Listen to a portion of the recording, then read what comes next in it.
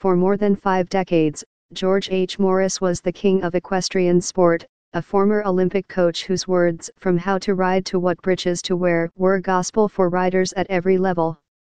He had a magazine column in which he sometimes complimented but often eviscerated riding photos that equestrians submitted to him, and he even had an action figure that spouted his trademark snarky aphorisms. That all came crashing down Monday when Mr. Morris was barred for life from all domestic and international equestrian sports after an investigation into sexual misconduct involving a minor, according to the United States Center for Safe Sport, an independent body that investigates sexual misconduct in Olympic sports. The lifetime ban of Mr. Morris, 81, a vaunted Olympian whose books on horsemanship are called Bibles by riders, has roiled the equestrian community. An "I Stand with George" Facebook page and hashtags, promoted by some of the sport's best-known names and revered champions, have sprouted in his defense, as fury rages at Safe Sport's purposeful lack of transparency. To protect victims, Safe Sport does not release details of its investigations, other than the result, according to Dan Hill, a spokesman for the nonprofit organization.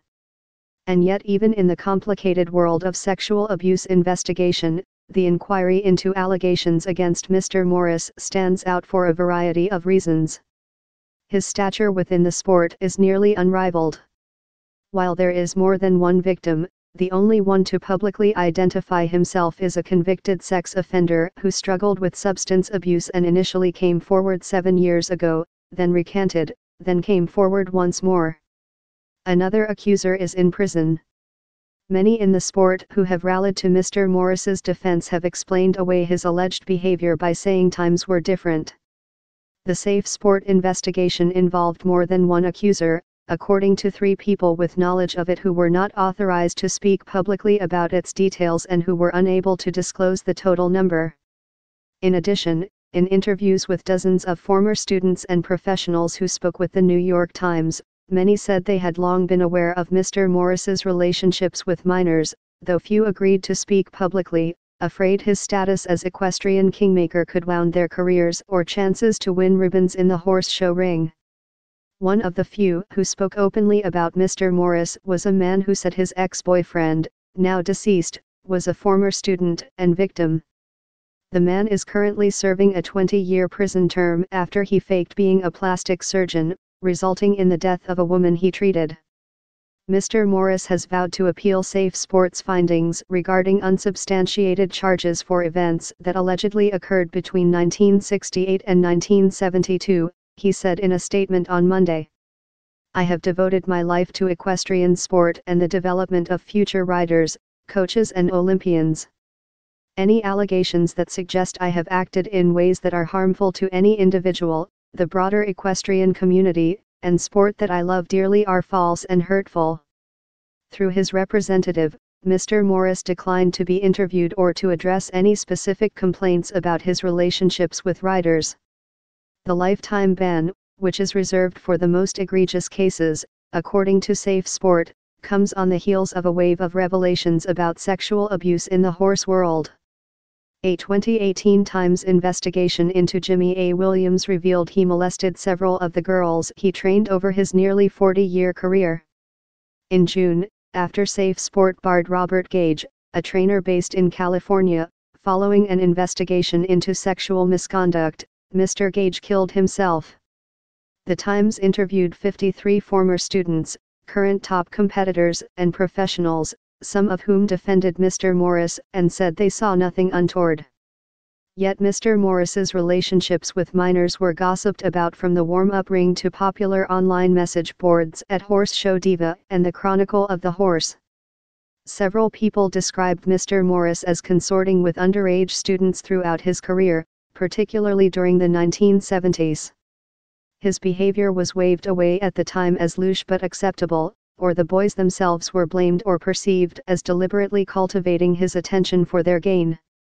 Mr. Morris was born in New York City, but grew up in New Canaan, Connecticut, where he fell in love with horses, according to his memoir, Unrelenting. Mr. Morris came to national prominence when he won a team silver medal in Rome at the 1960 Summer Olympics. Later he became the United States equestrian team's chef d'equipe, nothing less than its lodestar, leading the show jumpers to a team gold medal at the 2008 Beijing Olympics. In his memoir, Mr. Morris reveals a wilder side, including trips to places like Studio 54 with students who were minors at the time. He estimated the number of his sexual partners to be 10,000 and counting, though he does not specify the ages of those partners. From his equestrian facilities on the East Coast, Mr. Morris churned out the country's best riders during the 60s, 70s and 80s, many of whom lived with him on site as working students, competing in the junior, or 18 and under, division. Michael D. Sintas, who coached equestrians for the United States Olympic modern pentathlon team in 2008, said he won a scholarship to train and live on Mr. Morris's farm in 1964 when he was 16. Mr. Sintas, who said he was not abused, considers Mr. Morris a father figure. But he said that his coach's reputation for having sexual relationships with boys he would scout and bring to train on the farm was common knowledge among students and barn staff. Many people saw what was going on, knew what was going on, and no one said anything, said Mr. Sintas, who now acknowledges that what was taking place at the Morris farm was wrong. The United States Equestrian Federation said it could act only if a claim were reported to it. None were received until 2012, Bill Maroney, the chief executive, said in an email responding to questions about Mr. Morris. We received one allegation against him in 2012, which was thoroughly investigated by an independent third party who did not find sufficient evidence to proceed with disciplinary action against Mr. Morris, Mr. Maroney wrote in the email. That case remained open in the event additional information, evidence, or witness, e.s., came forward. Jonathan Sorsey said he was in a relationship with Mr. Morris as a teenager and was one of the sources of the complaint that led to the coach's lifetime ban. Mr. Sorsey, who now operates a horse farm in Flemington, NJ, was a student of Mr. Morris's during the 1970s and the first person to report Mr. Morris to Safe Sport, according to two people with knowledge of the investigation. In 2012, Mr. Sorsey, now 63, at the urging of his brother, first reported to the Federation a sexual relationship with Mr. Morris that began when he was a minor, according to emails reviewed by The Times. Complicating the testimony is Mr. Sorsey's own criminal history as an adult. He is himself a registered sex offender. In 2007, he pleaded guilty to a felony count for possessing child pornography. Images were found on a laptop he dropped off to be repaired. He was sentenced to probation. He has also battled intravenous drug addiction.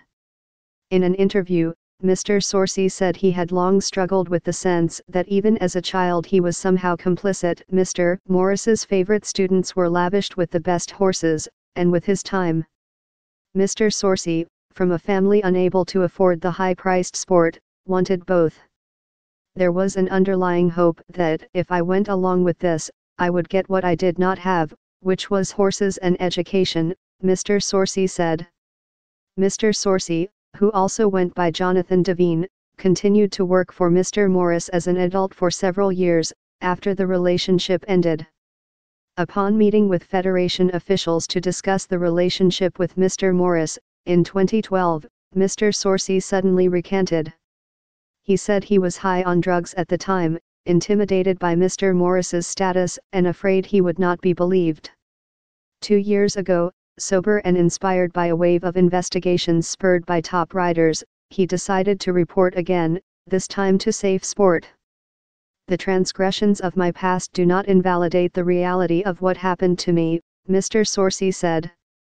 On the same day it barred Mr. Morris, Safe Sport also designated Mr. Sorsey, who is a riding instructor, ineligible to participate in the sport because of his past criminal behavior involving a minor.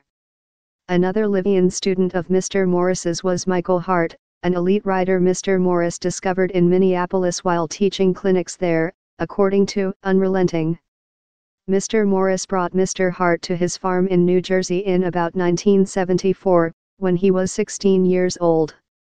While he was coaching him, Mr. Morris and his student were in a sexual relationship, according to Mr. Hart's ex-boyfriend, Dean Fiallo, an inmate at the Cayuga Correctional Facility in Moravia, NY, where he is serving a 20-year prison term after pleading guilty to assault in the first degree and practicing medicine without a license. Mr. Fiallo said Mr. Hart spoke of his relationship with Mr. Morris with pride, as though he had seduced one of the giants of equestrian sport when he was just a boy. It was common knowledge in the world that George was having this affair with Michael Hart, who was a junior, said Michael Sasso, another student at that time, who said he was not abused. That was the 70s. Those things were a lot looser around all that stuff. For Michael Hart Sr., Mr. Hart's father, Mr. Morris's life suspension is meaningless for his son. Once a promising young rider when his parents sent him to live and train with the equestrian great, Mr. Hart was later jailed for drug dealing and died in 1995 of AIDS-related illnesses at 37. Michael was dazzled by him, his father said, and to us we thought, this is an opportunity. We had no idea. It's late, and it's feeble justice. Susan C. Beachy contributed research.